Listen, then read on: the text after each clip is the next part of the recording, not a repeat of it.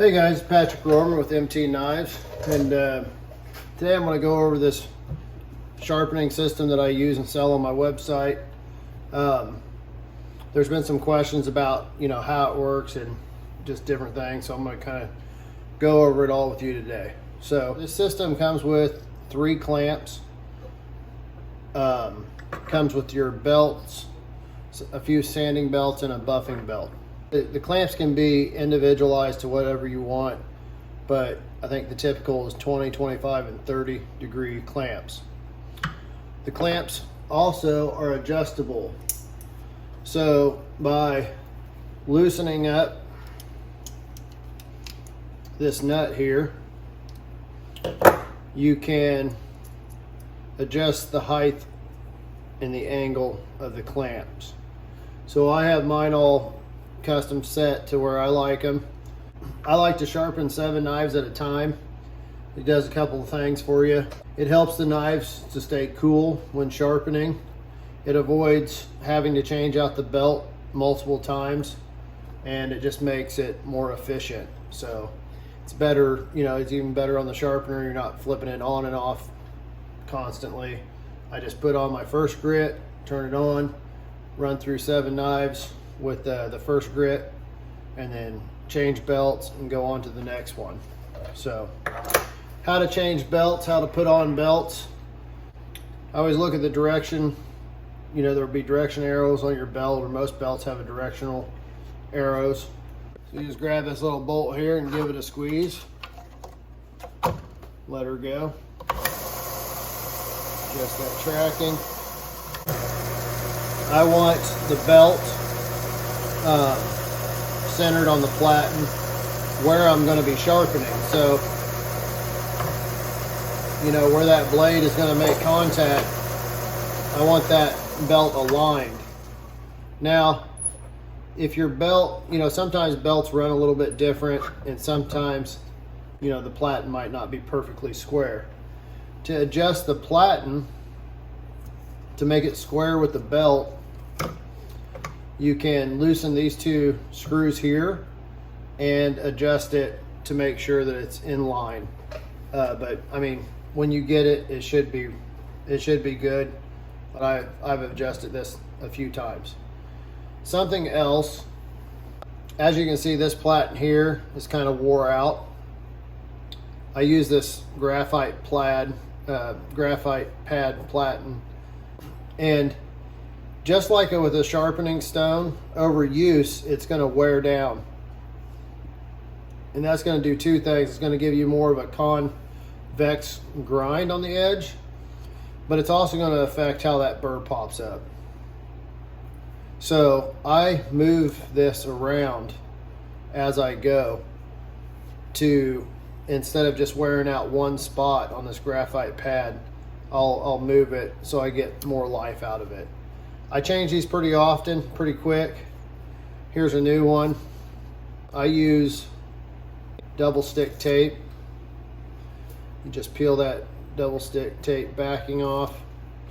And then I like to go ahead and kind of dirty it up, because like I said, I'm going to be pulling this off and on. And this double stick tape is pretty good stuff. So if you dirty it up, it doesn't like to come off. So anyways, I'll square that up right there. Throw my belt on. Get it tracked, and we're good to go. I've added this magnetic LED light to it too, so that I can really see that burr pop up. You've got 2 grooves here on this guide rail. If you go by the instructions per the machine, they tell you to sharpen in this lower rail, and then on your very last pass, come up here and just do 1 or 2 passes. And what that's going to do is it's going to give you a micro bevel. I myself do not do that. I'm not a big fan of a micro bevel.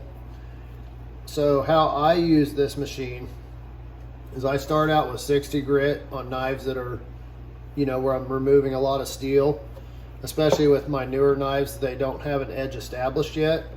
So I hop up here on this back rail and I will establish that burr with 60 grit on this top rail. It's the higher of the two. And what that does, 60 grit will leave some pretty deep gouges. And if you start out on the lower rail, when you go to your next grit, it's gonna take a really long time to get all those scratches out of the blade. So by starting up in this higher rail, then when I move to my next 120 grit, I drop down and it gets all the scratches out. And then I finish all my grits and even the felt belt on this lower rail. It's supposed to be about a 2-degree difference between the top rail and the bottom rail. However, I was just doing some testing. This is just a digital angle gauge. It appears to be like 1.5 degree difference. All of this is kind of relative because it's going to depend on this knife, the size of the knife that you're sharpening.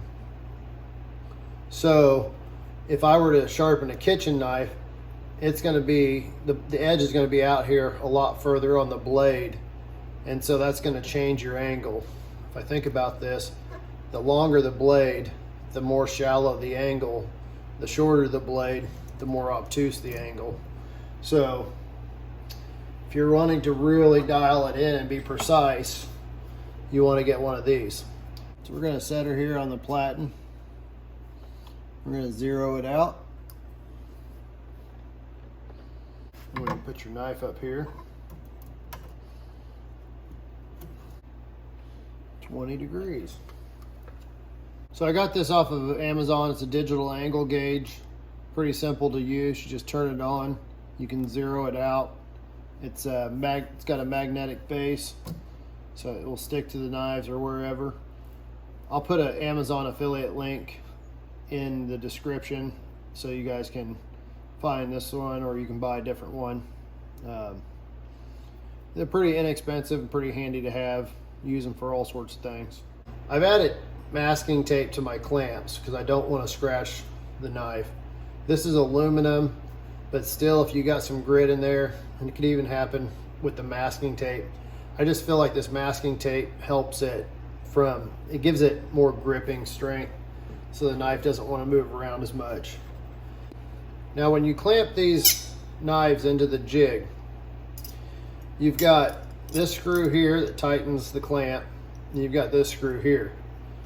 Depending on the thickness of your knife, here's how I do it. I get the knife in the clamp where I want it, and then I just pinch it and hold it. You can see that screw is well above the clamp. I just take my fingernail and get it down in there. I just want it snug. Now if you see on the clamp, we're touching in back. This is snug and we're on the knife. What that does is now when I go to tighten this up, it's pretty well parallel. So if you wanted to see what angle you were sharpening at, you can do it on the clamp as well, but keep in mind that if this gap is not consistent all the way across, then you're not getting the true angle that knife is being sharpened at. So that's why I like to just measure my angle off of a flat spot on the blade. Okay, so we've covered the clamp, the setting up of the clamp. You loosen these nuts, you can run this in or out and get it where you want it. I'll take another clamp. Once I get one side set, I'll just use it as a measuring gauge to measure the next one. You could pull a measurement.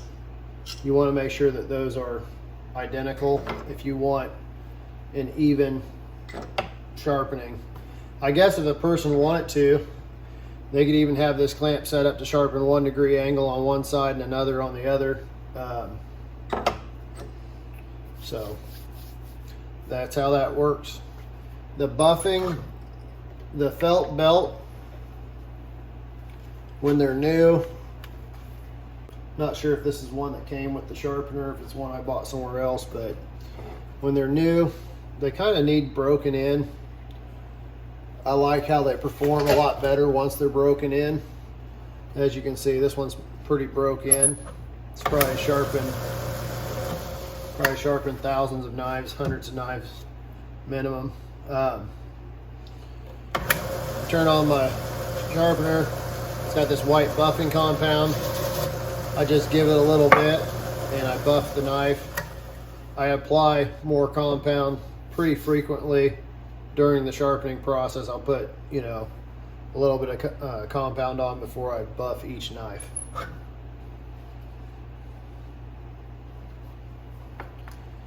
Hope that answers your questions. This is a great system. I've used a lot of different systems that are on the market. If there was a better system, I'd be using it. This is fast, efficient, does a great job.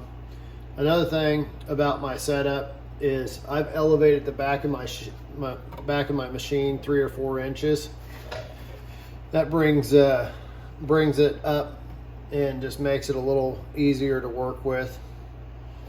I have it fastened down to the table just to keep it secure. If you have any questions, you can send them to me, Patrick@mtknives.net. Thank you. Have a great day.